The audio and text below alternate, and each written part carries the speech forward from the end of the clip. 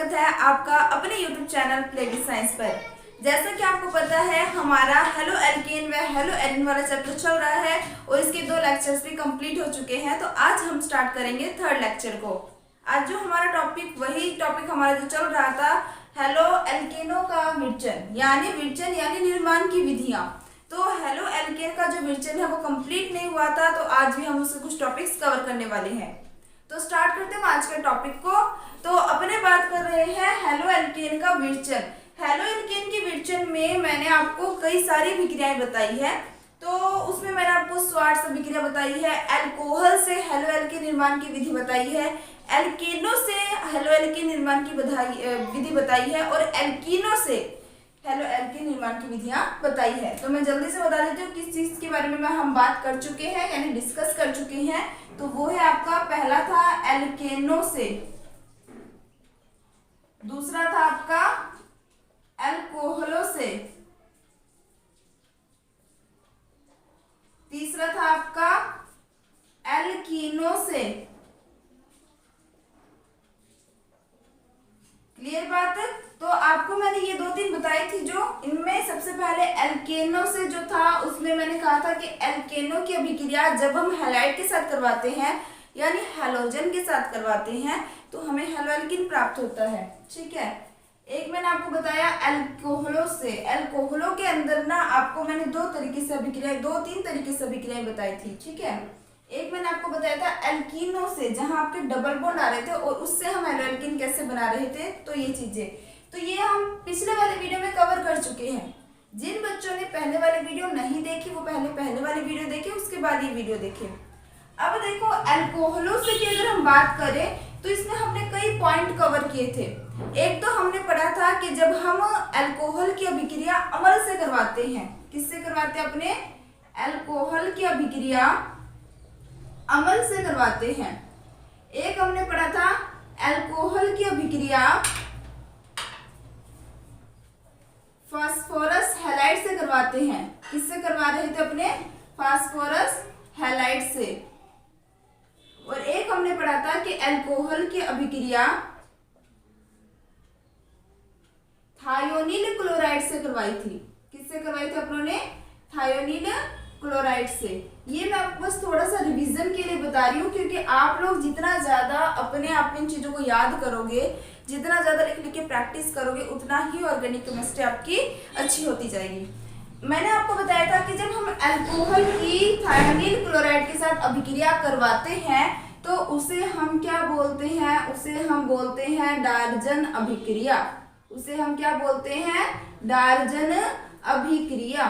तो डार्जन अभिक्रिया की अगर हम बात करें तो मैंने आपको बताया था कि डार्जन अभिक्रिया क्या था। एक बार जल्दी से रिकवर कर देती हूँ, क्योंकि इसमें एक इंपॉर्टेंट बात थी जो लास्ट वाली वीडियो में बतानी रह गई थी। ठीक है। तो डार्जन अभिक्रिया में मैंने आपको कहा था आप अल्कोहल लो इस तरीके से और आप इसकी अभिक्रिया किससे करवाओगे? आप करवाओगे थायोनील क्लोराइड के साथ। ये आपका अल्कोहल है, ये आपका थायोनील क्लोराइड है। इस तरीके से बॉन्ड को ब्रेक करोगे और क्या बन जाएगा आपका? एक बन जाएगा आपका RCl, एक बन जाएगा आपका HCl और एक बन जाएगा आपका SO2। अब इतनी सभी जो विधियां हम इतनी सारी विधियां कर रहे हैं, इसके बाद भी कुछ विधियां पढ़ने वाले हैं। इन सब में सबसे उत्तम विधि है डार्जन अभिक्रिया। सबसे उत्तम विधि कौन सी है? डार्जन अभिक्रिया। क्यों है? इसके पीछे क्या रीजन है ये आपको बताना था। देखो डार्जन अभिक्रिया में क्या होता है कि जब हम जैसे ही रिएक्शन करवाते हैं हमें एक तो हेलो एल्केन प्राप्त होता है, एक हमें HCl गैस प्राप्त होता है, एक हमें SO2 गैस प्राप्त होता है। जैसे ही हमें हेलो एल्केन प्राप्त होता है तो उनके साथ प्राप्त दोनों गैसें जो होती हैं वो वाष्पित हो जाती है। वाष्पित हो जाती है यानी गैस आपकी उड़ जाती है। आप इन दोनों के बीच अभिक्रिया करवा रहे हो। अभिक्रिया के दौरान जो उत्पाद बना रहे हो आपका मेन उत्पाद क्या है? हेलो एल्केन, क्योंकि आपका टॉपिक क्या है? हेलो एल्केन बनाने की विधियां। अब इस हेलो एल्केन में से आपने देखा कि आपके और 2 प्रोडक्ट साथ में बने हैं। एक बना है HCl, एक बना है SO2। अब ये जो HCl है और जो SO2 है ये दोनों गैसीय अवस्था में आपको प्राप्त होते हैं। क्या और गैस की बात करें तो क्या आप गैस को पात्र में स्टोर रख लोगे? बिना ढक्कन लगाए नहीं रख सकते। जैसे ही आपको प्राप्त होता है, ये दोनों गैस होने के कारण तो उड़ जाता है, आपके पीछे आपके पास क्या बच जाता है, शुद्ध रूप से हेलो एल्केन प्राप्त होता है। यानी आपको हेलो एल्केन प्राप्त करना है और आपको शुद्ध रूप से हेलो एल्केन प्राप्त हो रहा है, तो इसलिए यह विधि सबसे उत्तम विधि मानी जाती है। ये पॉइंट भी आपको ध्यान में रखना है। और बाकी जो हम पढ़ रहे हैं वो सारे के सारे इतने उत्तम नहीं होते, क्योंकि उनके साथ साथ अन्य प्रोडक्ट्स भी हमें मिलता है और हमें उनको अलग करना पड़ता है। समझ आई बात? अब देखो यहाँ पर कल हमने बात की थी एल्केनो से। किससे बात की थी? एल्केनो से। तो एल्केनो की मैंने आपको जस्ट कल सिंपल रिएक्शन बताई थी। आज हम डिस्कस करेंगे कि जो एल्केन होते हैं उनकी अभिक्रिया हैलोजन से किस प्रकार संपन्न होती है। क्या वो एक बार में ही हेलो एल्केन बना देते हैं या कई सारे पद के साथ बनाते हैं? कहने का मतलब है, पहले मैं इसको रेस कर देती हूँ क्योंकि ये चीज तो आपका कल किया ही हुआ है, जस्ट मैंने आपको रिवाइज करवाया है। ठीक है, तो ये देखो अपने बात करेंगे किससे? एल्केनो से। अपने एल्केनो की अगर बात करें तो मैंने आपको कहा था एल्केनो से हेलो एल्केन बनाने की जो विधि है वो याद रखनी बहुत इजी है। क्यों है? क्योंकि आपको क्या लेना है, एक तो आपको लेना है एल्केन, या आपने क्या ले लिया? एल्केन। यहाँ पे एल्केन के रूप में आपने क्या लिया है? मेथेन। और इसकी अभिक्रिया आप किससे करवा रहे हो? Cl2 के साथ। अभिक्रिया देखते हैं तो ऐसा लगता है कि भाई यहाँ से H निकल रहा है, यहाँ से Cl निकलता है और आपका क्या बन जाता है? इस तरीके से हेलो एल्केन प्राप्त हो जाता है। ये आपका हेलो एल्केन बन गया और दूसरा आपका HCl के रूप में निकल जाता है। अभिक्रिया को देखते हैं तो हमें लगता है बहुत आसान है, लेकिन एक्चुअल में इस अभिक्रिया की बात करें तो आपको ध्यान में रखना है, ये अभिक्रिया जो होती है ना वो मुक्त मूलक क्रियाविधि से संपन्न होती है। कौन सी क्रियाविधि से? मुक्त मूलक क्रियाविधि से। और ये मुक्त मूलक क्रियाविधि जो है ये आपके 3 चरणों में संपन्न होती है। तो आज हम इसके बारे में डिस्कस करेंगे एकदम डिटेल से। ठीक है, तो बात करते हैं जब हम एल्केनो से हेलो एल्केन बनाते हैं तो किस प्रकार से ये मुक्त मूलक क्रियाविधि संपन्न होती है। तो सबसे पहले अपने लिख देते हैं मुक्त मूलक क्रियाविधि।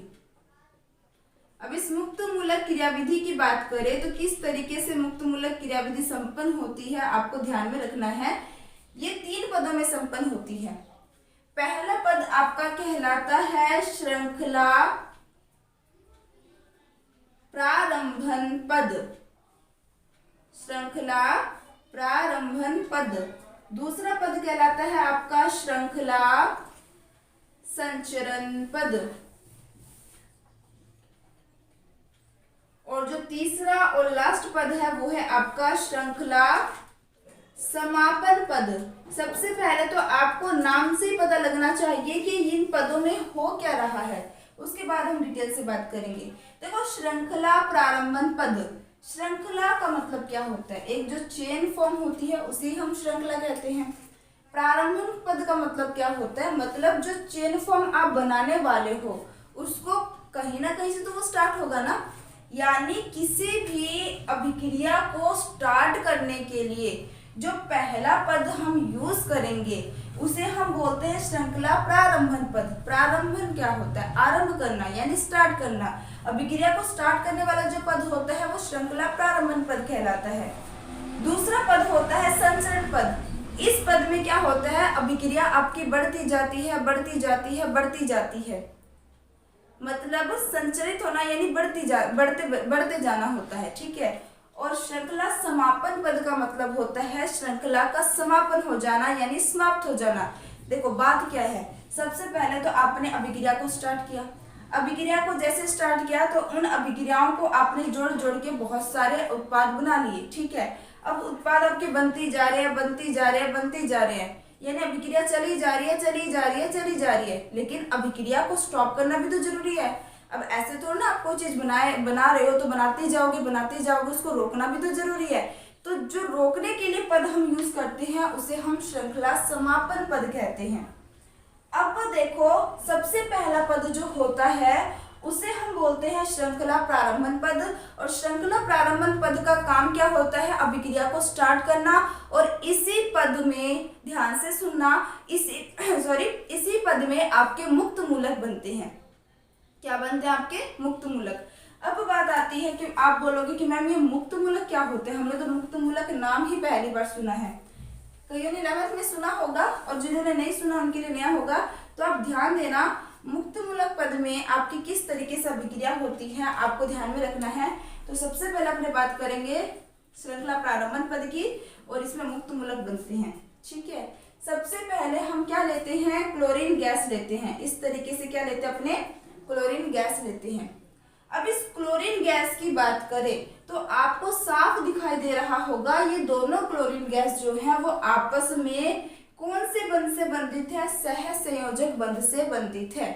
इसका मतलब है कि दोनों क्या कर रहे हैं? आपस में इलेक्ट्रॉन का साझा करके बंध बना रहे हैं। और सहसंयोजक बंध किसे कहते हैं ये बात भी आपको क्लियर होगी। नहीं क्लियर तो आप पहले वाले बेसिक्स जो वीडियोस हैं उनको देखना मत भूलना। अब देखो यहाँ पर होता क्या है, यहाँ पर आपका जो क्लोरीन होता है ये इसका इलेक्ट्रॉन, मतलब इस क्लोरीन का इलेक्ट्रॉन ये है और इस क्लोरीन का इलेक्ट्रॉन ये है। जब ये दोनों आपस में साझा करके बंध बना रहे हैं तब तो इनके बीच में सहसंयोजक बंध पाया जा रहा है। लेकिन श्रृंखला प्रारंभ पद में क्या होता है? ये जो क्लोरीन है अपना इलेक्ट्रॉन लेके अलग हो जाता है और ये वाला क्लोरीन अपना इलेक्ट्रॉन लेके अलग हो जाता है। अब अगर दोनों क्लोरीन अपना अपना इलेक्ट्रॉन लेके अलग हो जाएंगे तो ये बॉन्ड क्या हो जाएगा? यहाँ से टूट जाएगा। ये बॉन्ड क्या होगा? यहाँ से टूट जाएगा। और इसी को हम बोलते हैं समांश विदलन। इसी को हम क्या बोलते हैं? समांश विदलन। विदलन का मतलब होता है टूटना, समांश का मतलब होता है समांश, यानी दो समान अंशों में टूटना। ठीक है, आप यही देखोगे जैसे यहाँ पे आपका क्या हुआ? बॉन्ड ब्रेक हुआ तो आपके एक क्लोरीन जो है वो अपना एक इलेक्ट्रॉन लेके बैठा है और दूसरा क्लोरीन जो है वो अपना दूसरा इलेक्ट्रॉन लेके बैठा है।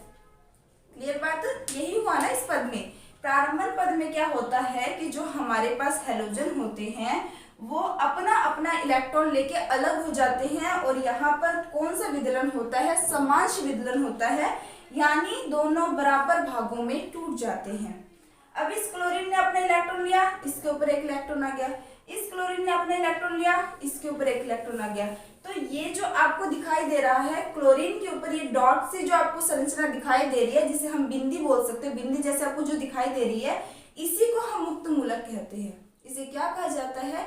इसी को मुक्त मूलक कहा जाता है। यानी सहसंयोजक बंध से बंधित परमाणुओं में जब समांश विदलन होता है तो प्रत्येक परमाणु अपना अपना इलेक्ट्रॉन लेके अलग हो जाता है, इसी को मुक्त मूलक कहा जाता है। क्लियर बात?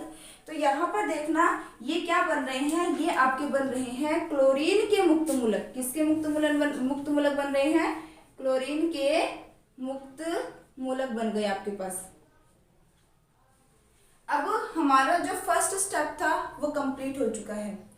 अब मैंने आपको बताया था कि सबसे पहला होता है श्रृंखला प्रारंभन पद, अभिक्रिया को स्टार्ट करने वाला पद। जैसे अभिक्रिया स्टार्ट हो जाती है तो इसके बाद कौन सा पद आता है? श्रृंखला संचरण पद। तो अब हम बात करेंगे हमारे दूसरे पद के बारे में, जो है हमारा श्रृंखला संचरण पद।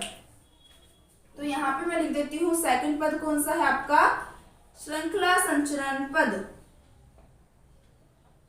तो श्रृंखला संचरण पद में क्या होता है? जैसा कि मैंने आपको बताया कि इसमें जो हमारी अभिक्रिया है वो आपकी एक्सिस्ट कर जाती है, बढ़ती जाती है। ठीक है, तो यहाँ पर देखना अभिक्रिया कैसे होता है। आपके पास क्या है? मेथेन है इस तरीके से। अब इस मेथेन की अभिक्रिया आपको क्या करना है? ये जो क्लोरीन का मुक्त मूलक आपके पास बना है इसके साथ इसकी अभिक्रिया करानी है। जैसे आप क्लोरीन के मुक्त मूलक के साथ अभिक्रिया कराओगे तो क्या होता है? यहाँ पर ये जो क्लोरीन होता है वो हाइड्रोजन को अपनी ओर खींच लेता है, यानी हाइड्रोजन के साथ अभिक्रिया कर लेता है। वो हाइड्रोजन कहता है कि मैं अकेला हूँ तो मेरे पास आ जा। अब ये अकेला है, अब जैसे ही हाइड्रोजन को बुलाएगा तो हाइड्रोजन इसके पास जाएगा, क्या बन जाएगा? एक्सियल बन जाएगा। लेकिन आपको एक चीज ध्यान रखना है, यहाँ पे भी तो सहसंयोजक बॉन्ड बन रहा है ना। जैसे ही हाइड्रोजन अपना इलेक्ट्रॉन लेके अलग हो जाएगा और इसके पास जाएगा, मतलब जैसे ही हाइड्रोजन जो है बॉन्ड ब्रेक करके इसके पास चला जाएगा तो यहाँ पे जो हमारे पास CH3 की संरचना बन जाएगी उस पे भी मुक्त मूलक आ जाएगा और हमारा उत्पाद क्या बन जाएगा, हमारा उत्पाद बन जाएगा CH3, इसके ऊपर मुक्त मूलक प्लस में HCl।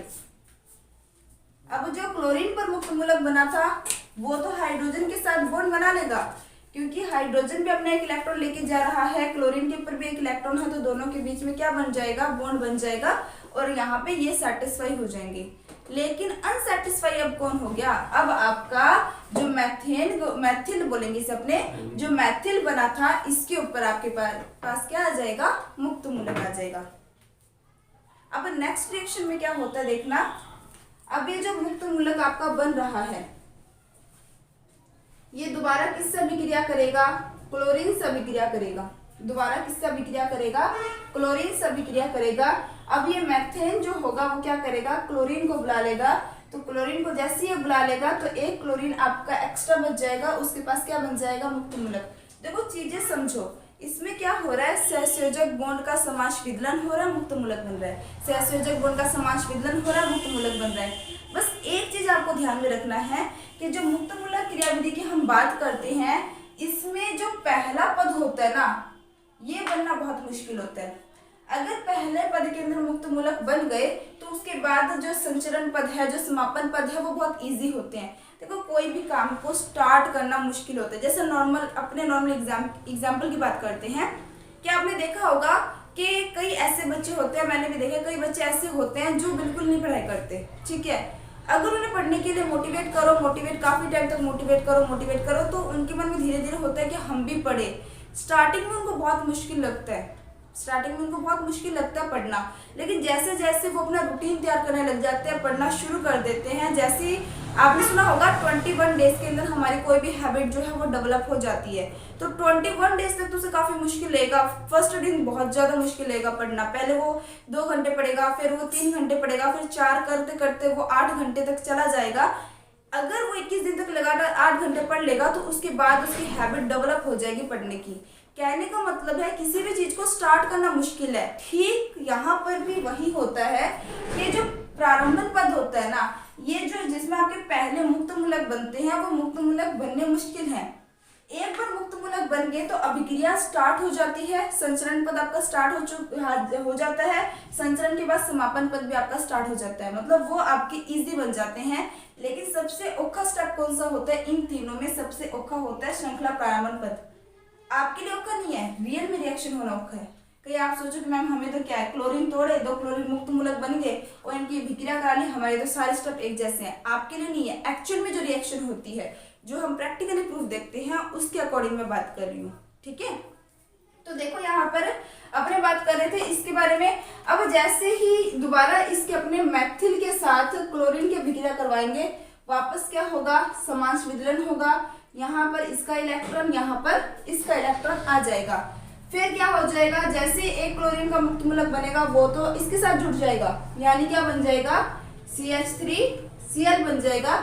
लेकिन एक और क्लोरीन जो है वो आपका मुक्त मूलक बना लेगा। बात समझ आई। सबसे पहले स्टेप में मैं दोबारा बता रही हूँ क्योंकि आपके लिए बिल्कुल नया लग रहा होगा, तो थोड़ा ध्यान से समझना। पहले स्टेप में तो हमने क्या किया, मुक्त मूलक बना लिया। दूसरे स्टेप में हमने क्या किया, उस मुक्त मूलक को उठाया, उससे हमने अभिक्रिया को बढ़ाने का काम किया। इस क्लोरीन मुक्त मूलक ने हाइड्रोजन के साथ अभिक्रिया करके HCl बना लिया, लेकिन यहाँ पर अब डॉट किसके ऊपर आ गया, मैथिल पर। तो अब मुक्त मूलक किसका बन गया, मैथिल का। अभी जो मैथिल का मुक्त मूलक बना है, इसकी अभिक्रिया दोबारा हम अगर क्लोरीन गैस के साथ करवाते हैं तो ये दोबारा क्या होगा, यहाँ से ब्रेक हो जाएगा। और जैसे यहाँ से ब्रेक होगा तो वापस समांश विदलन, वही घटना, यहाँ मुक्त मूलक बन जाएंगे। और ये जो मुक्त मूलक बनेगा इसमें एक क्लोरीन तो इसके साथ अभिक्रिया करके CH3Cl बना लेगा, दूसरा क्लोरीन मुक्त मूलक के रूप में आपको प्राप्त हो जाएगा। इसे हम बोलेंगे मैथिल मुक्त मूलक, इसे हम बोलेंगे क्लोरीन मुक्त मूलक। अब यहाँ पर जो ये आपके मैथिल हैलाइड अपने इसको बोल सकते हैं हेलो एल्केन, ठीक है, या फिर अपने इसको बोल सकते हैं क्लोरोमेथेन, ठीक है। अभी जो आपके हेलो एल्केन बन रहे हैं ये तो सेटिस्फाई हो गया, परंतु ये जो आपको दिख रहा है ये क्लोरीन अब इसका मुक्त मूलक बन चुका है। अब ये क्लोरीन किसे ढूंढेगा, एक ऐसे चीज को, मतलब ऐसे यौगिक को ढूंढेगा जो आपका क्या करे, उस क्लोरीन के साथ अभिक्रिया कर ले। यानी ये क्लोरीन दोबारा क्या करेगा, आगे इसकी रिएक्शन बढ़ती जाएगी। ये क्लोरीन जैसे मान लो यहाँ पे दोबारा कोई मेथेन के साथ ये क्लोरीन क्या कर लेगा, अभिक्रिया कर लेगा। ये क्लोरीन दोबारा अभिक्रिया कर लेगा, दोबारा आपका क्या बन जाएगा, मैथिल बन जाएगा, और आपका जो HCl है वो बाहर निकल जाएगा। नेक्स्ट ये मैथिल दोबारा क्लोरीन गैस के साथ अभिक्रिया करेगा। मतलब कहने का मतलब क्या है कि ये देखो, आपने देखा संचरण पद में पहले आपने ये किया, उसके बाद मुक्त मूलक मैथिल बन गया, इस मैथिल ने क्लोरीन गैस के साथ अभिक्रिया की, क्लोरोमेथेन बन गया, और उसके बाद दोबारा क्लोरीन मुक्त मूलक बन गया। फिर दोबारा जो क्लोरीन मुक्त मूलक बना है वो मैथेन के साथ अभिक्रिया करेगा। फिर उसके बाद आपका ये फिर दोबारा ये मुक्त मूलक जो है वो HCl के साथ अभिक्रिया करके मैथिल मुक्त मूलक बना लेगा।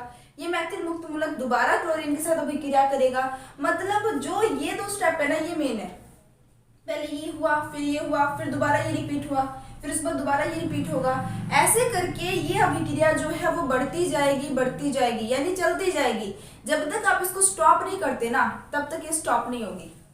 समझ आ रही है मेरी बात? इस कारण इसे श्रृंखला संचरण पद कहते हैं, यानी ये अभिक्रिया संचरित करता जाता है, बढ़ाता जाता है। लेकिन क्या अभिक्रिया को बढ़ाते ही जाना है? क्या हमें अभिक्रिया को रोकना भी तो है? हमें उत्पाद के रूप में कोई ना कोई रिजल्ट भी तो चाहिए। क्या हमें सिर्फ मुक्त मूलक चाहिए? नहीं, मुक्त मूलक जो है वो सिर्फ आपके संचरण पद तक रहेंगे। श्रृंखला समापन पद में हमें मुक्त मूलक को खत्म करना होता है। अब देखना, जो हमारा थर्ड स्टेप है वो होगा श्रृंखला समापन पद।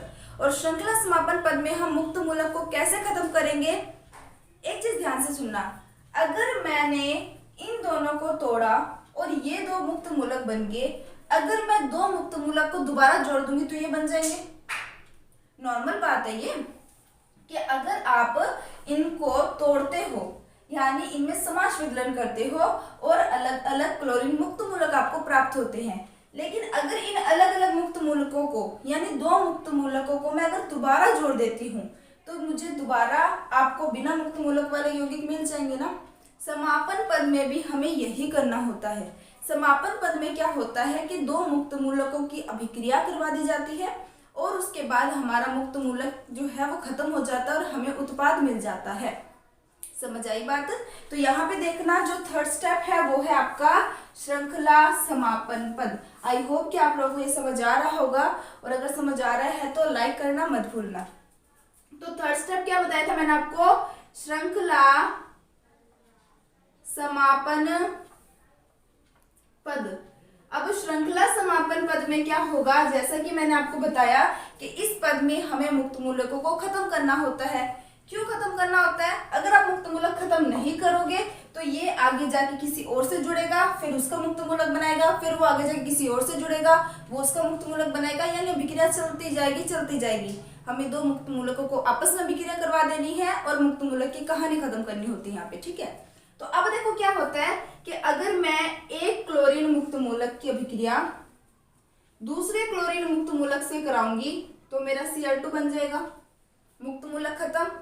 या फिर अगर मैं एक मैथिल मुक्त मूलक की अभिक्रिया दूसरे मैथिल मुक्त मूलक से करवाती हूँ तो भी मेरा क्या हो जाएगा, मुक्त मूलक खत्म। लेकिन हमें रिजल्ट क्या चाहिए होता है? हमें रिजल्ट चाहिए होता है, हमें रिजल्ट के रूप में क्या चाहिए होता है?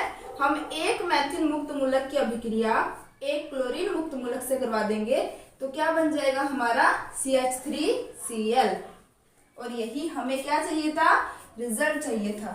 लेकिन क्या ये CH3Cl आपको इतनी आसानी से मिल गया? नहीं मिला, क्योंकि इसके लिए हमें सबसे पहले अभिक्रिया के लिए मुक्त मूलक बनाने पड़े, प्रारंभन पद जिसे हमने बोला। उसके बाद हमने अभिक्रिया को बढ़ाया जिसे हमने संचरण पद बोला।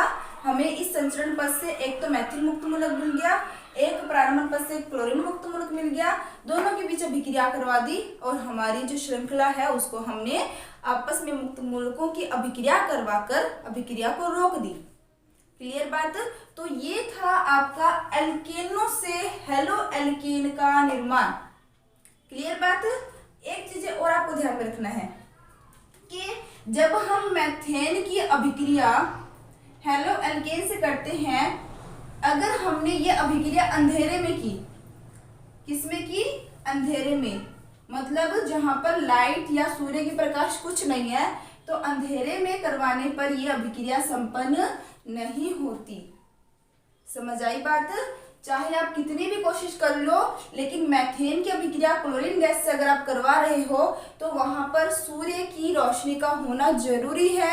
अगर वहां पर सूर्य की रोशनी नहीं होगी तो आपकी अभिक्रिया नहीं होगी, चाहे एड़ी चोटी का जोर लगा लेना। समझ आई बात? तो फिर हम क्या कर सकते हैं? हम सूर्य की रोशनी दे सकते हैं। अब सूर्य की रोशनी भी हम दो प्रकार से दे सकते हैं। किन किन तरीके से दे सकते हैं आपको ध्यान में रखना है। एक तो जब आप सूर्य की तीव्र रोशनी दो और एक आप मंद रोशनी दो। कहने का मतलब है कि एक तो आपने जब धूप काफी तेज हो उस वक्त धूप के सामने वो रिएक्शन करवाई, तब तो सूर्य की तीव्र रोशनी उस अभिक्रिया में संपन्न होगी।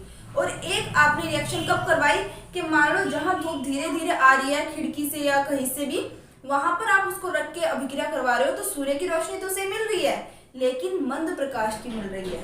समझ आई बात?